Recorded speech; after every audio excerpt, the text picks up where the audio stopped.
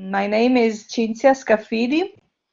I teach at the University of Gastronomic Science global issues linked to food and food production and food distribution and consumption, global issues like sustainability and food sovereignty.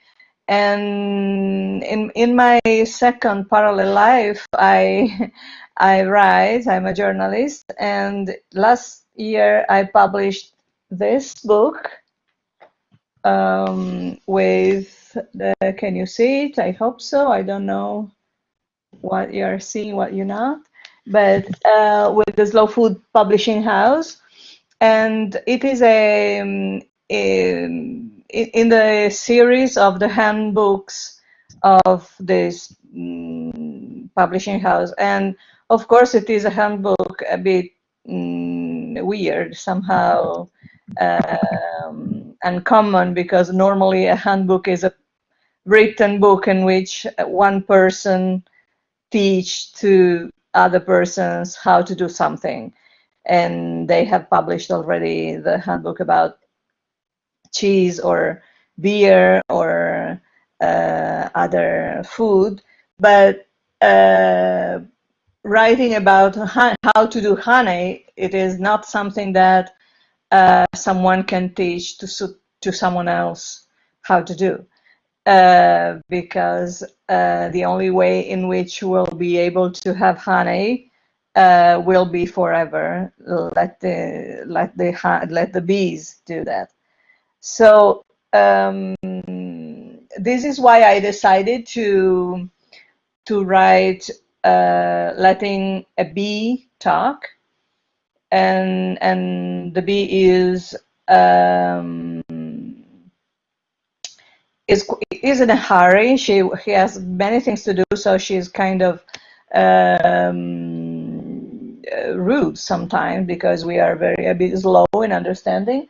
And when it goes on issues that are not under her control, like the labeling laws or the situation of pesticides in agriculture and so on, she start to converse with 6 experts, which are 6 very good friends of mine that are experts, are producers, are zoologists, and so on, and they help this little bee to understand and to explain what is going on in her environment.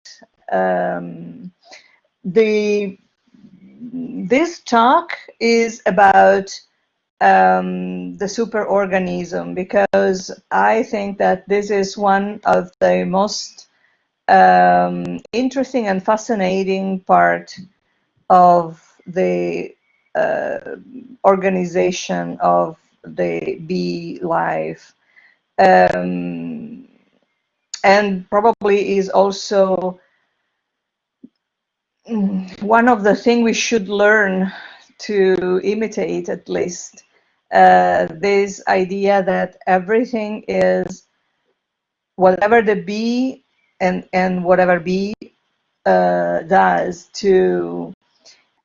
Yes, I think I lose the connection for a while, but I didn't reconnect, so maybe I have been talking alone for a while. No, just 1 minute.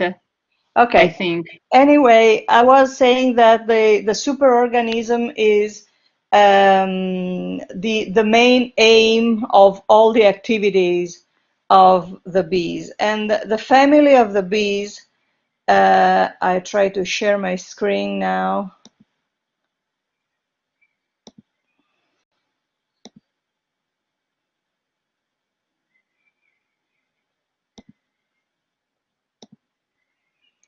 Here we are. The family of the bees is called Polymorphous family because it is composed by 3 different kinds of organisms. It's not like in every other family where we have male, female, and maybe younger or elder organisms. Here we have really different organisms. Can you see well this slide? I hope so. And here you can see the queen bee that you see that is very big in comparison with the worker bee, which is the one at the right, sorry. And in the middle, there are the drones. There is the drone. The drone is, and so you maybe learn why we call drones the drones, because the noise they do is very similar to this. So they are different organisms because they have different possibilities and different organs. The queen and the drone, they cannot feed themselves autonomously. They must be fed by the workers. The drone can inseminate the queen, and the queen can is inseminated once by many drones, only one in one single flight, and after that flight she will never get out again from the beehive, because she will keep this reserve of seminal liquid in her body, and she will be able to decide when she deposits the eggs what will be the development of that egg, if it will be another queen, a drone, or a worker. How is she influenced to do that is thanks to the very intense hormonal communication that that she has with the workers. So it is true that the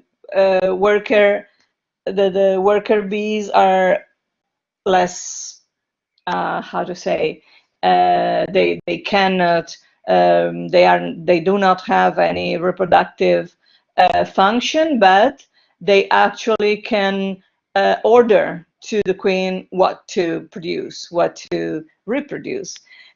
Also, their life cycles are different.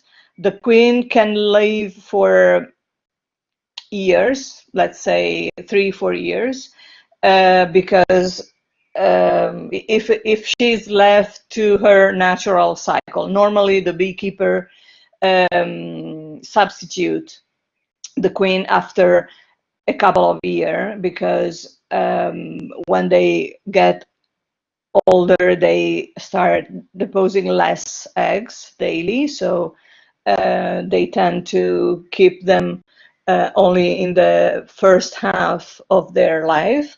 But it is interesting because the relationship between the bees, the workers, and the queen is very strong. And when the beekeeper wants to substitute a queen, it has to kill it and leave it there, visible, in order to let the other workers to accept the new queen, or to grow a new queen. But they will not do that until they are not sure that the first one is dead. And sometimes the workers kill the queen, very rarely, but can happen if the situation in the hive is not working properly, because the queen is not behaving properly. So it is a very strong power, the one that the workers have. The drones, they have this reproductive function, which is the main one, and also they contribute, being so big, they can contribute, and they do contribute, to the thermoregulation of the hive. They can help in maintaining the constant temperature of the hive in winter and in summer. And so they are very important also for this. Consider that normally in a family is composed by maybe 30,000 or 40,000 bees, and among them you have one queen. The 10% more or less of drones, which means 3,000 or 4,000, and the rest are workers. The workers, they have a very short life. They, in the working season, they live around 4 weeks or 6 weeks. If they happen to be born in the very close to the winter, they will live a few months. They will arrive until the new spring, but in general they live from few weeks to few months. The drones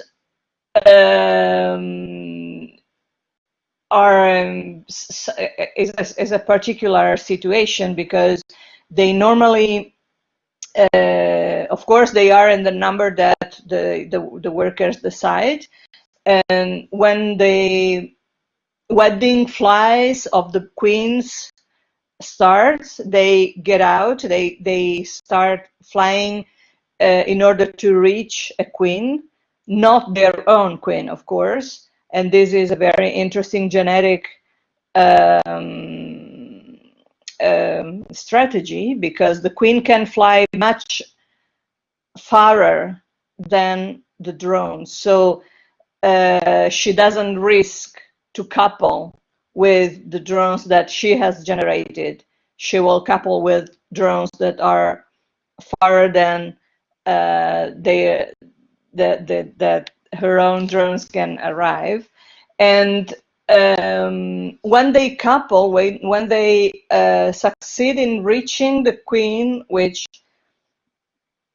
this moment of coupling will happen flying at a very high position, so it's a kind of race for getting to the queen. So maybe 10 or 15 drones will couple with the queen, and their seminal liquid will remain into the queen, but not only the seminal liquid, also their reproductive organ. So when they separate from the queen after the coupling, they will die, of course, because one part of them will remain there. So they will not get back to the beehive. The ones that do get back to the beehive, of course, the workers, they understand how it went, and they leave. They let the drones still being around for all the period of the wedding flies.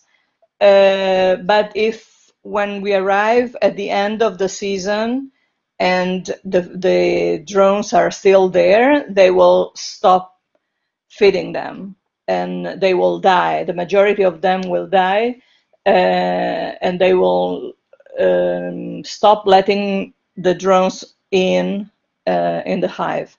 Only a few of them will be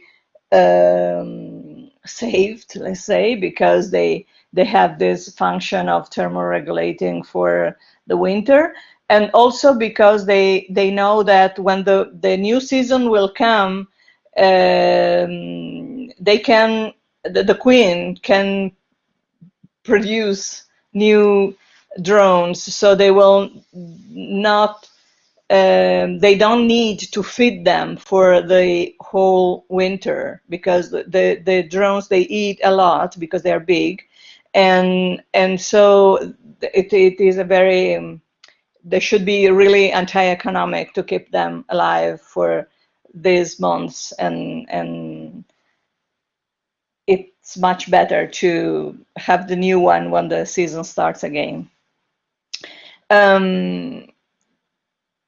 So this situation of superorganism is very clear when you see how the queen, which is the most important part of the beehive, because it is only one, because she has the reproductive power. So the moment in which she goes out is a very dangerous moment for the family. And so not only the drones go looking for queens, but also the workers, some of the workers, they go together with the queen in order to avoid that any predator or any problem will happen. So if a bird or a predator would put in danger the queen, the workers will put themselves in the middle, and they will be eaten by the birds, will be distracting, whatever, but they are there to protect the queen in that so vulnerable moment in which the deepest heart of the family is so exposed, in a moment in which all the reproductive strength of the beehive is outside, and it is a very important situation in which she has to she has to get out, but of course she has to get back alive. There is another possibility for the queen to fly out, and this happens when the family becomes too big for the space they have. So when the family is with too many members, a new queen will be produced, will be fed by the workers, and the old one will leave with half of the family. This is called in Italian sciamatura. I will look for it in English.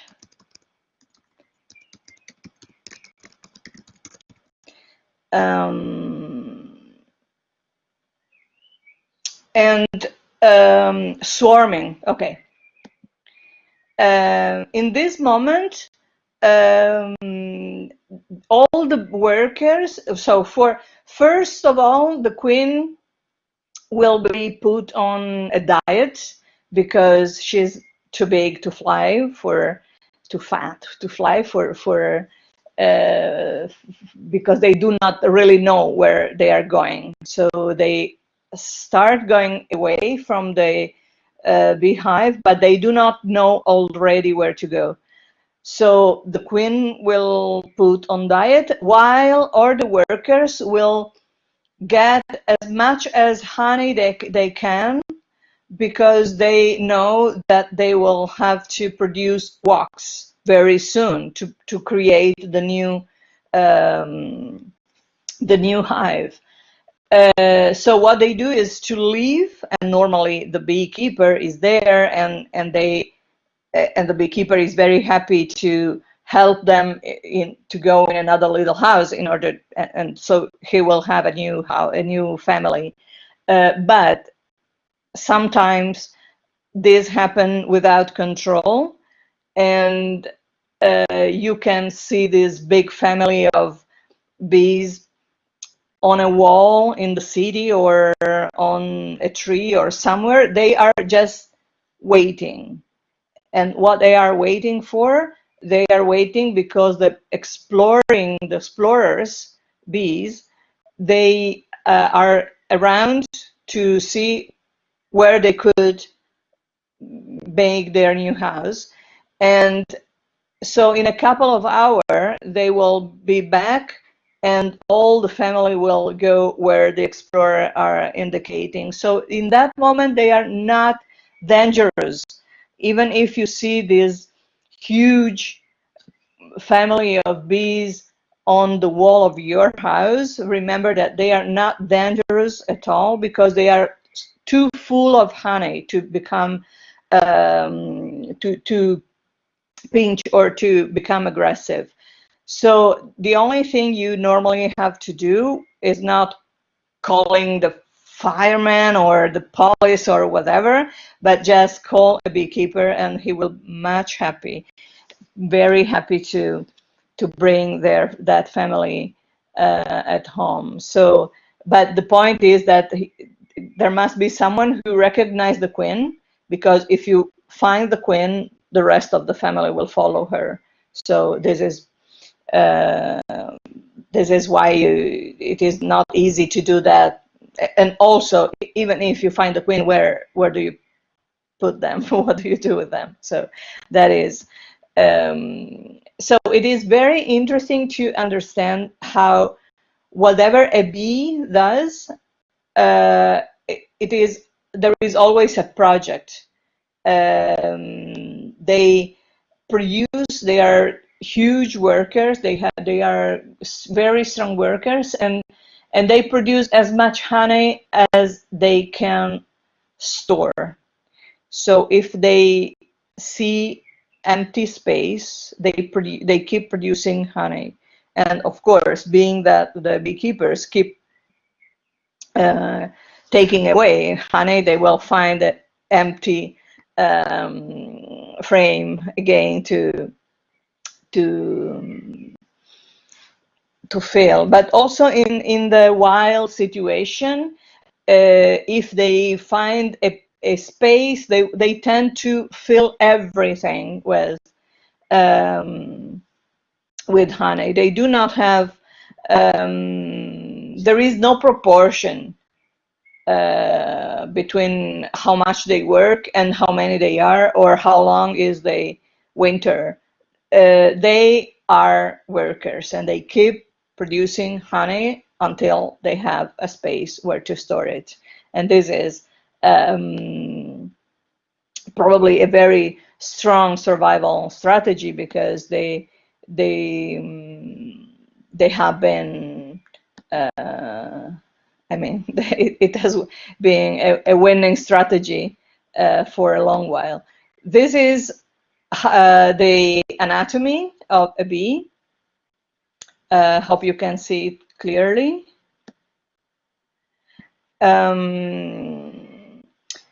You see that we tend to think that she does everything with the mouth, but actually when she pinches us, she does it with this part.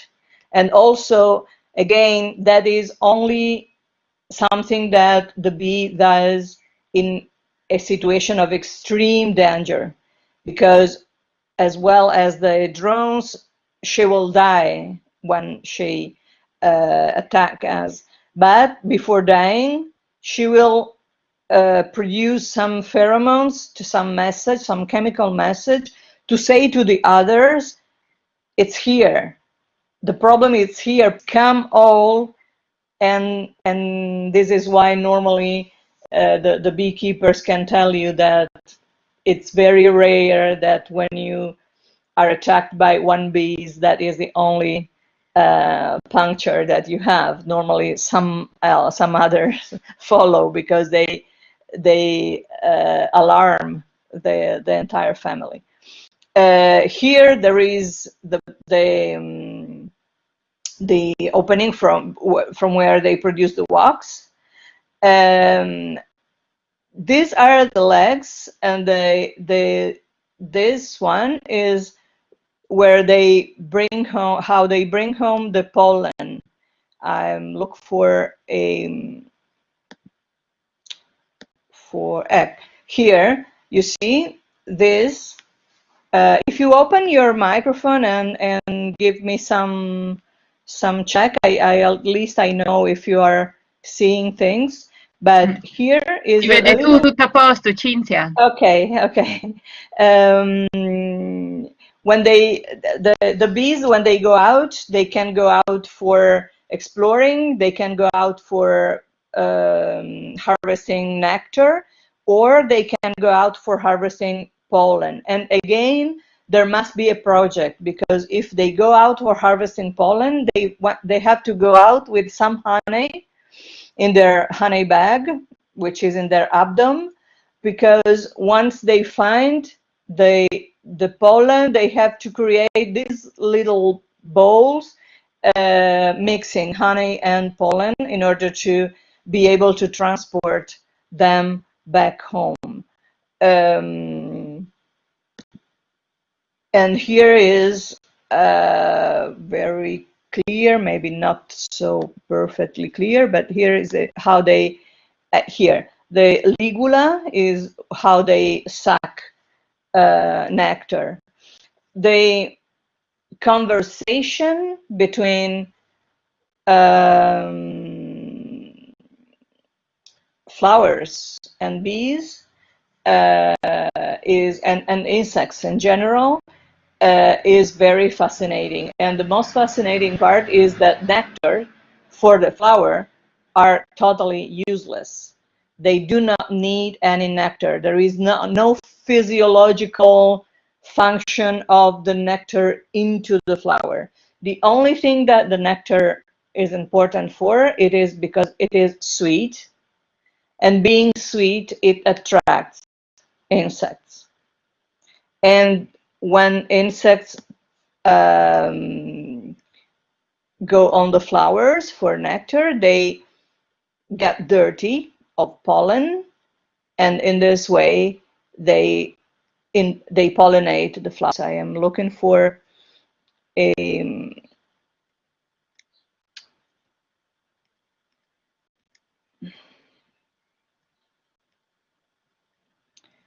picture in which you can see how they can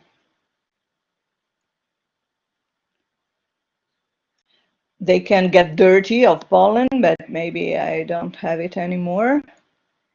But it is a kind of accident for them to, this is not a bee, this is a bombus, but it's a kind of accident in which they happen to start the entire season of production of food and flowers and wild plants and whatever else. So it is absolutely interesting. At the same time, is it interesting the evolution, the co-evolution of flowers and insects. Bees, for example, they do not see some colors. They do not see the red, for example. And in fact, the majority of the flowers that are visited by the bees, they are not red. But the poppies are red, and the bees visit the poppies for the pollen. And the strategy, the evolutionary strategy that the poppies adopted is to have very transparent petals, so the bees can see through them and can understand that there is some pollen, even if they do not see actually the flower. They see, they can avoid, even if the petals are covering the pollen, they will see it the same, because they are very transparent. And when they bring the pollen at home, they store it in this kind of little cellars, like the one of the bees, but of the honey, but they do not need to cover. And that is fermented. It is called bee bread, because it is fermented, and it is the proteic part of their feeding. So they need protein, and protein comes from pollen, and the rest come from honey. And when we, the way in which the producers, the beekeepers, here are the larves, the one that will become bees in a while. The way in which the beekeepers take the pollen is to put some little very tiny net at the entrance of the beehive, in order that if that little ball of pollen is tiny enough, the bee will be able to enter. But if it is a bit bigger, she will be obliged to let it go in order to enter to the beehive without the pollen, and that pollen is what the beekeeper will take. Of course, we cannot let it fermentate. We have to, for a certain, till a few years ago, the only possibility we had was to dry it in order to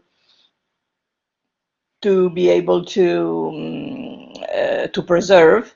But now also we can, there are good results freezing it, and so you can commercialize the pollen fresh, with not dried, and the only point is to maintain the cold chain. But there is this other option which is working very well. And I don't know if you use the pollen in your alimentation, but you know that now you can have it fresh if you want. So these are the main thing, and this family, so well organized and so consistent with their objective, is now is an animal that is in real danger, because for three reasons mainly. One is linked to parasites and predator that can develop, and parasites are very connected to the second reason, which is the climate change. Climate change can create good condition for new parasites to develop, or for old parasites to proliferate. And so this is one big problem, but beekeepers are learning a lot, have been learning a lot, how to manage this this situation. The second one, that is the climate change, is a problem for many reasons. One is the one I just told you. The other one is that the growing unpredictability of the weather condition becomes a huge problem for bees, because if everything becomes so unstable, beekeepers do not know how much honey to leave with them, and they can make the wrong calculation. They can leave too few honey for them, but also because the rhythm of blossoming is more and more uncertain. So if the acacia, which is more or less at the beginning of May, starts, and it is really one of the most abundant blossoming in many areas of Italy. And if something happened like last year, that in May we had a sudden cold period, and strong rains, you have to keep, and the bees, they do not go out to work. Of course, they do not go if it is raining, but also if it is too cold, if it is below 22 degrees. So when they don't get out, they have to eat, and if it is the beginning of the season, they do not have enough honey stored to survive. So last year, for example, many beekeepers have been obliged to feed artificially their bees, which is something that they do not like to do, also because it is a cost, and in general because the health of the family of the bees is much better if they can go and eat nectar and pollen, and not being fed by sugars or other prepared feeding. And the third big problem is about agriculture, which is a kind of paradox, because agriculture needs insects, and agriculture, more or less the 70% of whatever we eat is produced thanks to insects and to bees in particular. All the pollinators, let's say, but bees are a huge percentage of them. And the paradox is that precisely agriculture is one, or can be, one of the worst enemy of bees, because of the way in which we have interpreted agriculture. So from one side, we have a use of pesticide and chemicals in general. And of course, the pesticides are not, they do not have the bees as a target, but they have insects as a target. And whatever you decide to use in nature, all the living beings will be affected. We will be affected as well. The only point is that we are bigger than a bee, so we'll be affected in a longer time. But this doesn't mean that it is safe for us to spread chemicals around in this way. And the other side is the pollution in general, but also the fact that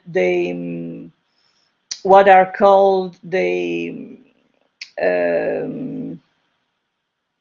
new seeds, and letting aside the GMO, which is not what I'm talking about, but the new generation of seeds, they tend to be that are called improved. What does it mean, this improved? That they are improved on the point of view of the farmer, not on the point of view of the nature. And all the period of the flowering for a plant, for the industrial agriculture, is a waste of time. So they would be very happy to have plants that would not waste their time making flowers, and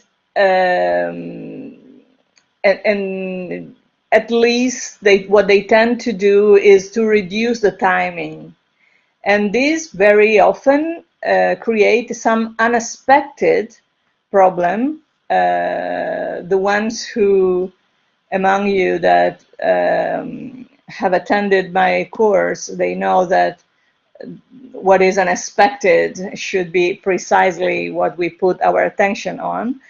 And for example, what happened with the sunflowers is that the improved seeds of sunflowers, they succeeded in having plants with a short period of flowering. But unfortunately, which was not something that they had planned, unfortunately, they have very few a very low level of food for bees. They have almost nothing in terms of nectars and pollens. So you can assist to this huge monoculture of flowers in which normally the bees cannot survive because they do not have enough to eat. And beekeepers, they needed a couple of seasons to understand what was going on. Why there were all these sunflowers there, and the bees were absolutely exhausted because they tried to work and they didn't have enough food back. And that so this is why they discovered that the unexpected effect of this new variety of sunflower, which had a shorter time of flowering, that was also so poor in terms of food. So we should kind of rethink our agriculture in order to be friendly towards the bees, and even if we can think that this is something that we have to do, the simple fact that we have to think about that we have to rethink our agriculture in order to stop it from killing bees is one of the paradox of our time. And in fact, the second paradox is that very often the cities are a more comfortable environment for bees because they are less polluted than monoculture agricultural areas. They are, it's easier to find water, which is something that bees needs very much. They drink a lot. And the temperature are normally milder. So this is also why urban agriculture has been developing. Urban agriculture is not a productive issue, is more an educational and cultural. Urban agriculture is needed to educate the urban societies, the urban people, to pacify with insects. We have a so bad relationship with insects since millennia, and but very often they become for the bees. Cities become a more comfortable environment, and in fact, a lot of predator and birds that eat insects, or the bats, for example, it is much easier to find them in the cities than in the rural areas because they follow the insects, of course, and the insects have understood that somehow the gardens in the middle of the cities, the park and the balconies are safer for them than the productive area of the industrial agriculture. I would stop here, and if you have any question, please talk, now or never.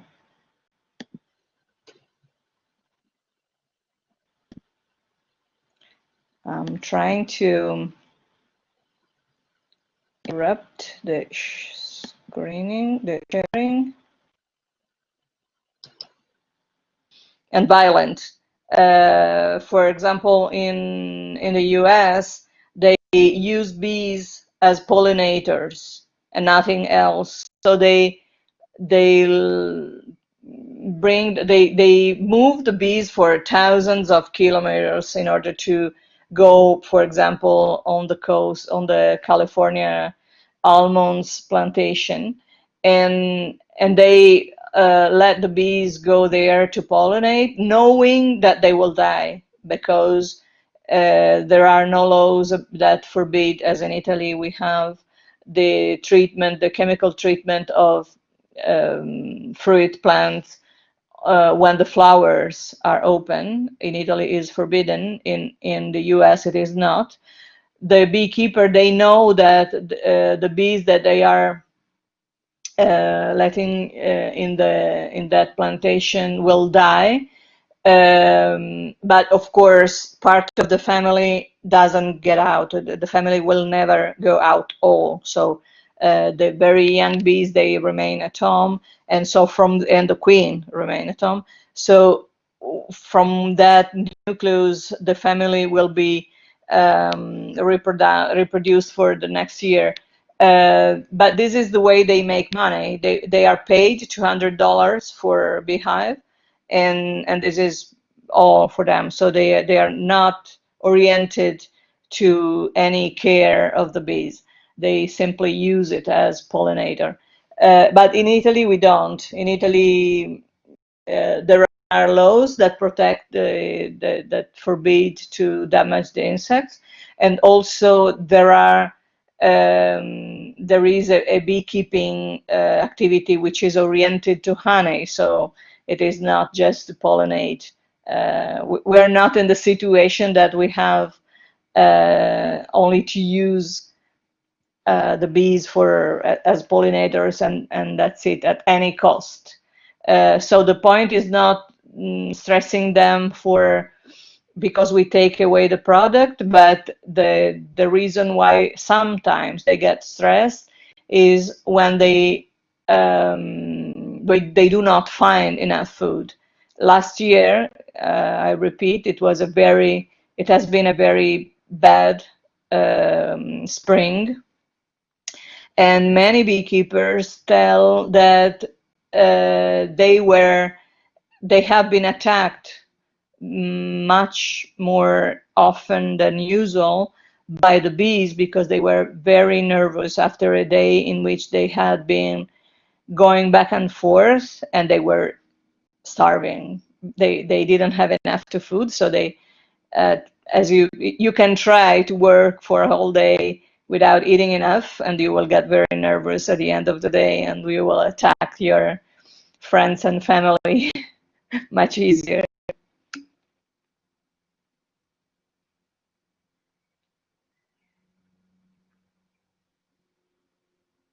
Is there any beekeeper among you, Arlette? No, I'm not a beekeeper, but I have a question. Yeah. So when you talk about these new sunflowers plantation, when does that happen? In which year? It's the new generation of seeds, let's say in the last 6 or 7 years. And does that affect it, like the production of flower honey? I know it's very important here in Italy. Yes, we used to have an abundance of sunflower honey, and now it is much less, much difficult to find because the production, no matter how big are the fields, but the flower are very poor. So if you ask to the beekeepers that used to do sunflower honey, they will tell you that it is something. Some of them can know, some of them maybe have observed and do not know the scientific reason, but they will tell you that the quantity of honey they produce is lowering. Oh, that's a shame. It's my favorite Italian honey. Okay, so we have to find some traditional seeds of sunflower, some land-raised seeds in order to restart good Yeah, plantation. thank you. It is interesting because this idea that the bees are pollinating our food is something that we all know, but we do not really understand how far it goes. We think that it's just about vegetables, but it's also about animal feeding. So whatever they eat has been, even if we eat only meat and cheese and eggs, we are depending on bees, because what the animal eat is produced by plants, and the plants are pollinated by bees. So this is why it's so high, the percentage, the 75%, and these are FAO data, so it is not, I mean, a partial or partisan view. Made in Italy honey is somehow better than the foreigner one, if yes one. Okay, the Italian beekeepers, they have asked for first, together with Cyprus and Greece, to put their origin on the label. And this is something weird, because it means that they asked to behave in a more rigorous way, respect to what the law was asking. And Cyprus is very tiny, so it doesn't have any, it is not relevant, but Greece produce a lot of honey, but doesn't export. So the point was the Italian honey, which needed to be protected in its reputation. And now France has ciao Emma. France has followed, and I think that Spain is going to ask the same also.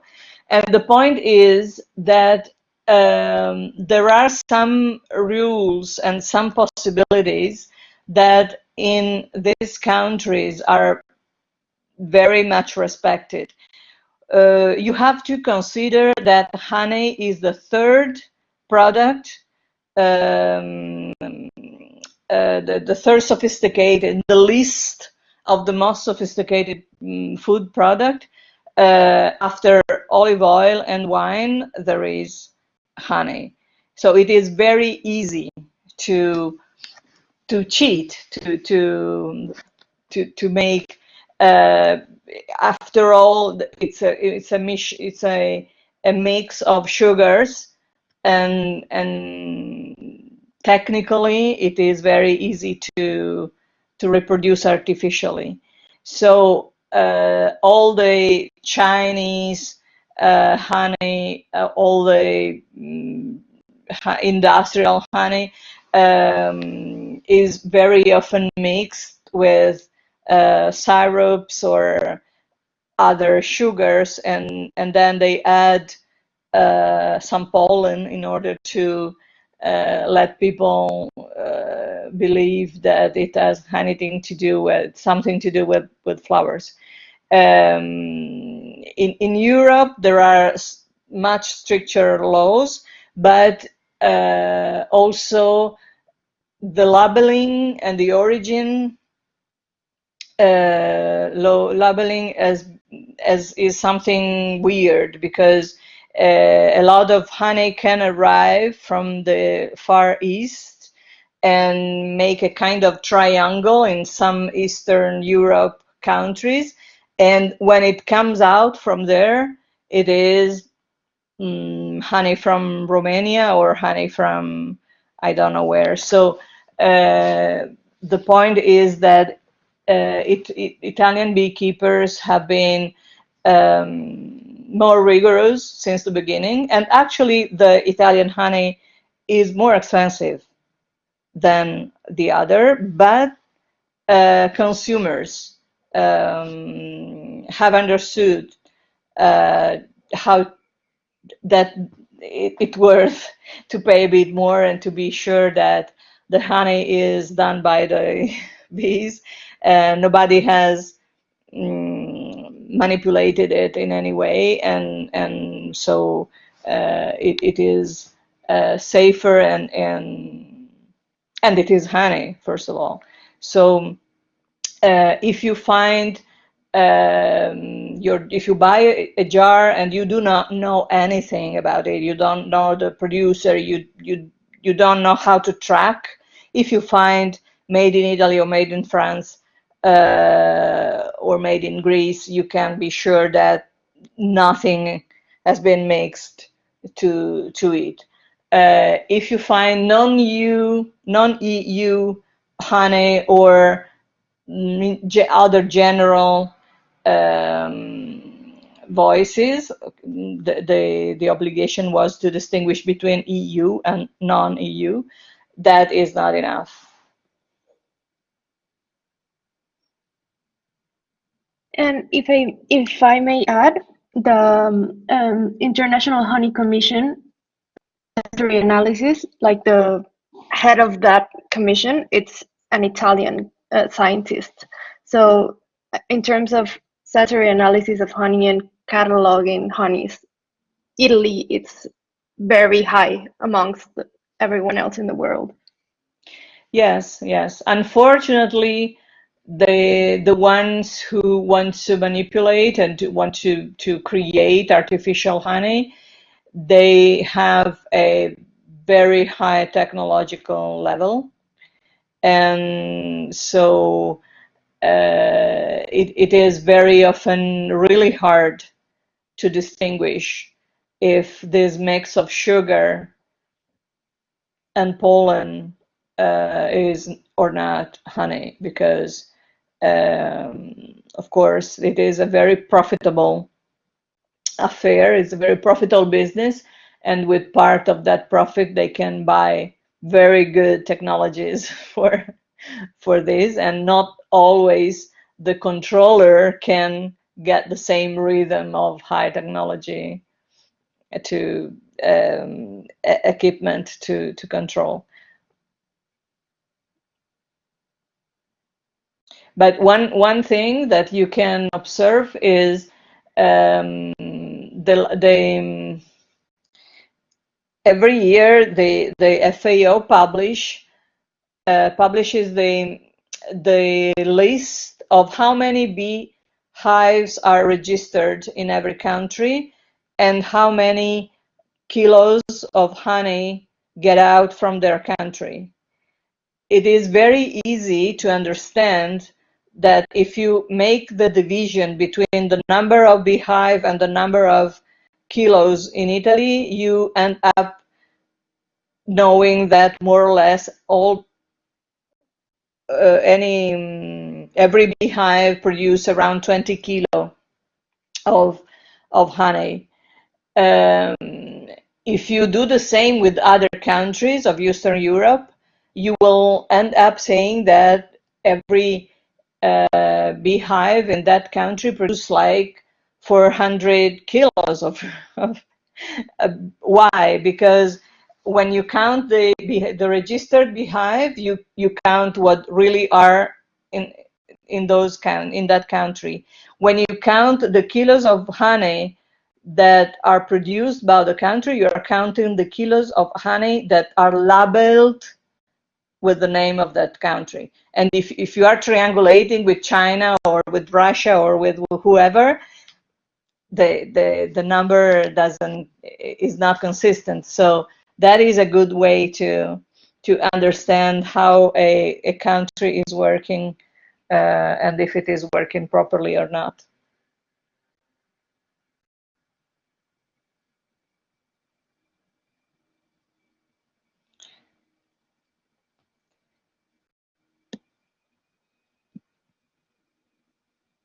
Is there anybody among you that would like to become a beekeeper? Oh, you can also, now there is a possibility to adopt a family of bees. And there is an association that you can you can also make it as a gift if you want to deliver to someone a gift, a weird gift. You can just adopt a distance, of course, a beehive and receive the produce from that producer. And one of the most fascinating story about bees is the story of an English scientist, and she was the name is Eva Crane, and she was a quantistic mathematician in the 30s, and she got married with a military official, and for their wedding they received, it was a 1942, and they received a beehive because the war was close, and someone told them, okay, we don't know what is going to happen in our country, but in any case, with those bees you will have enough calories and energy. And she really fell in love with bees, and she became a great beekeeper, but also she became a great scientist about bees. And she died a few years ago, actually, but her husband died 30 years before her. And in her last 30 years of life, she traveled around all the world to see how the other countries were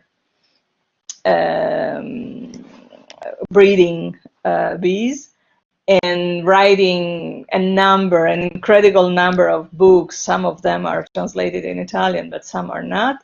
And she really is one of the most prolific writers about bees, and also being her having a background of scientist, she did really a great divulgative job about bees. And this is really something that always hit me, because really having to do with bees is immediately something very different, and you will never find a beekeeper that says, I'm going to work. They say, I'm going to the bees. This is not a word, not even if it is the only source of income, but they never consider yes, and they never consider that that is working. And so during this corona crisis, at the beginning, because it started in March, so a few weeks after they had to start with their work, and it was not clear if they could move and go to see how the bees were, and to bring the bees if they had to bring the bees somewhere. And so they were absolutely worried, and they were protesting very much. And so they have been one of the first category to receive clarification, because they felt the responsibility of this number of lives that they had to take care of. And actually, I think that one of the reasons why not the politics, not the main stream of communication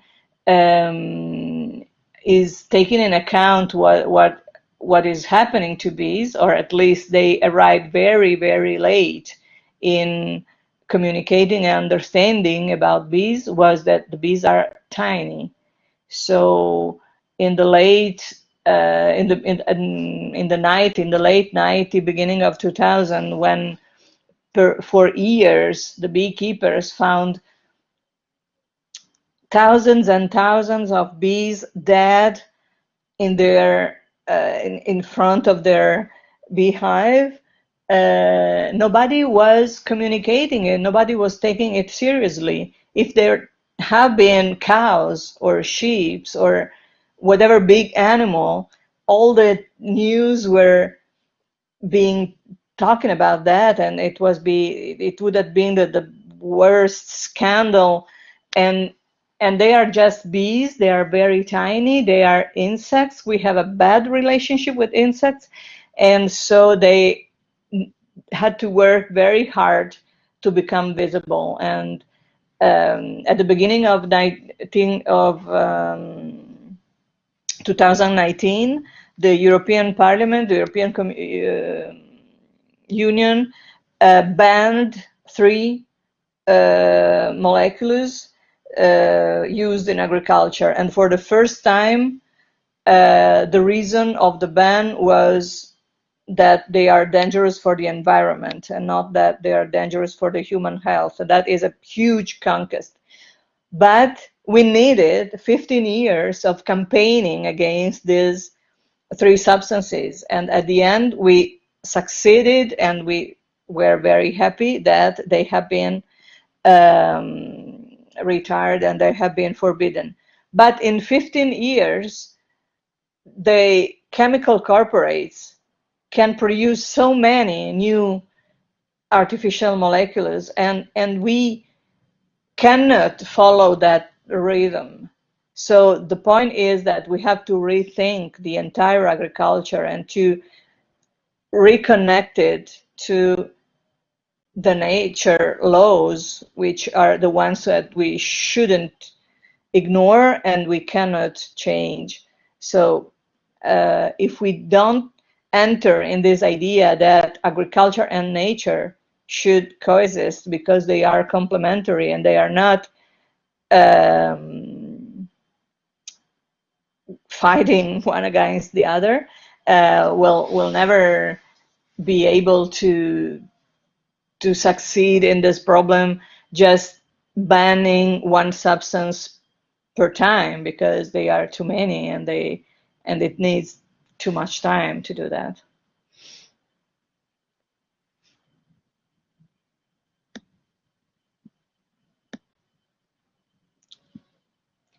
So girls and boys, we are all girls actually. Direi girls and girls. There was a couple of boys at the beginning, but they probably fall asleep immediately and they disconnect. So I would say that's it, if you don't have any other questions. Grazie Cinzia. And Vedrai che in molti poi ti seguiranno tramite le registrazioni. Mi è già arrivata una domanda di assistere alla registrazione mentre parlavi. Okay.